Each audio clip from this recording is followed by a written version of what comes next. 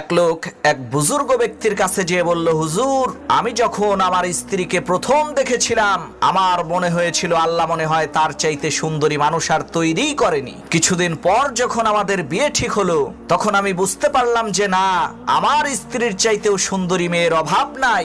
এরপর যখন আমাদের বিয়ে হয়ে গেল, কয়েক বছরের সংসার করলাম, তখন এলাকার প্রত্যেকটা মহিলাকে আমার স্ত্রীর চাইতে বেশি সুন্দরী মনে হতে লাগলো।